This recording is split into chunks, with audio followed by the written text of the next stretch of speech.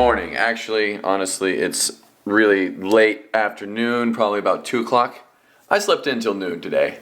So I have this app that's like an alarm that tracks your sleep, so it wakes you up when you're closest to being awake already. And it gives you an accurate number of how many hours you actually were asleep. And the other day, I only got like 3.5 hours of sleep. And then I went to OKC, and then I did all this other stuff.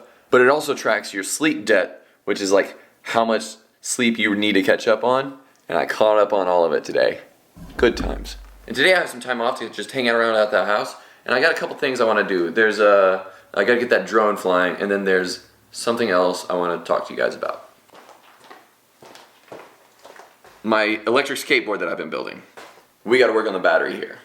Now, some of you guys might remember me working on my old Penny Power Mark. I guess this is like 7 or 8 now. It has one motor right here that drives one wheel. And this is the speed controller for it. That's new, actually, from the last time you've seen it. The batteries are terrible on it. It actually used what's called a LiPo battery, which is a lithium polymer battery, which are these things. And these, I don't know if you can tell, like look at that right there. Look at how swollen it is. These things are super finicky. They don't like you doing things to them. Like hooking them up together and putting them inside of a skateboard. And then to charge those things, it takes one of these, like to charge multiple things. So there's this series of switches that would disconnect each battery from each other, and then from the board, and then to this, and then back. So there was like 3 or 4 switches that you had to switch around to change it around. And that's ridiculous. That's a waste of time. So with my new board, I actually went in and I'm just gonna make it to where it's one push button and one plug to charge it with just one little, I don't know if you can see that, with just one little plug right there. And that's all it's gonna take to charge it instead of all of that other stuff. That is what I'm working on right now. This here is the battery housing, and this is like the 5th version of these battery housings. I've made so many of these. Versions 1 and 2 have been in the trash for a long, long time. This is version 3, and it didn't quite work out for obvious reasons that it's all misshapen on the inside. Now version 4 was a lot better. It's a lot heavier, and this flat piece right here, whenever if you can see all those cracks on it, whenever you would ride with it, it would vibrate and the cracks would form because it's a flat surface. So version 5 has a slight contour to it so that it had angles increase strength. Basic science. This is also a lot lighter and a lot tougher. So the batteries for this skateboard, I decided I'm not going to go with the LiPo batteries. I'm going to go with lithium-ion batteries. Just real quick, lithium-ion batteries are the same types of batteries that are in your cell phones or laptops or things like that. And what it is inside there, it's like a bunch of AA's put together, but they are a lot bigger than a AA battery. I am holding in my hand right now a 42-volt battery. This big. So this will shock the crap out of you. And I know that because I've shocked myself several times.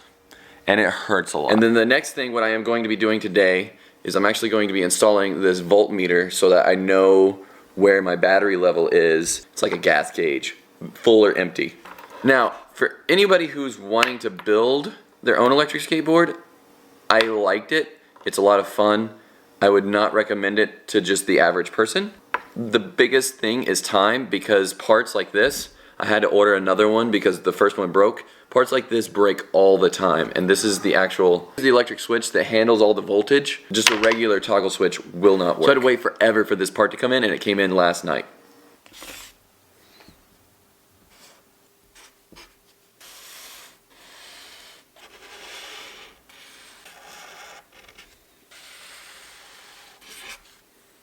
I don't know if this makes sense to anybody or not. So if this doesn't matter to you at all, you can just skip this episode. You can just go to the next. We'll come back tomorrow with our regularly scheduled me working too much. The way this works, here's the battery. Here's the balance board. This is the positive lead that comes over to the skateboard. This is the negative lead that goes through the circuit board, back out, and over to the skateboard. Now this right here is the charging port. And that hooks into the negative side of the circuit board, which goes back into the battery. And then it also hooks in parallel with the battery positive lead over here. So real quick wiring job, not too difficult. The next thing I gotta wire in is this right here, the little battery meter. New update. what's going on here, this was originally the plug, but now this is the switch here. This is my on-off switch. These here are going out to the board. The way this works here is there's a positive lead before the switch, and that's for the indicator, and then same thing with the negative. The indicator hooks straight into the battery, but there's this other lead right here that hooks to the outside of the switch, so that when the switch is turned on, the indicator works only whenever it's on. That makes sense, right? If not, don't worry about it.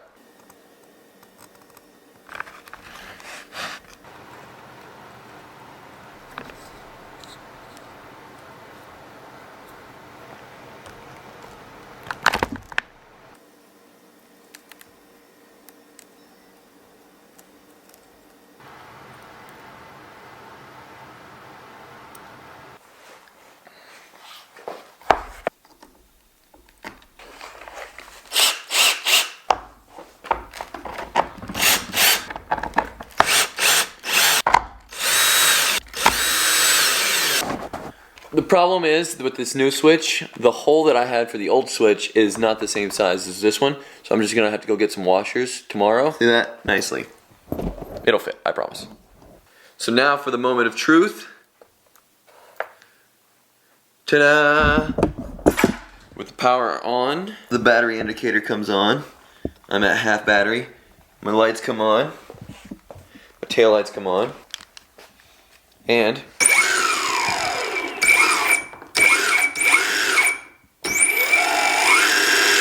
this thing's a little too powerful, honestly. I should probably reprogram the speed controllers in here. Cause that's honestly a bit much. See, on my last board, that looks a lot better than what I used on my last one. On my last one, I used a brownie pan, and this is what held in my batteries and everything like that. This one is all custom made, the whole thing, from the casing to the battery charging, obviously you watched me do that, to the motor mounts, motors, and the casing for the back. But it looks professional, and you would never know it unless I told you.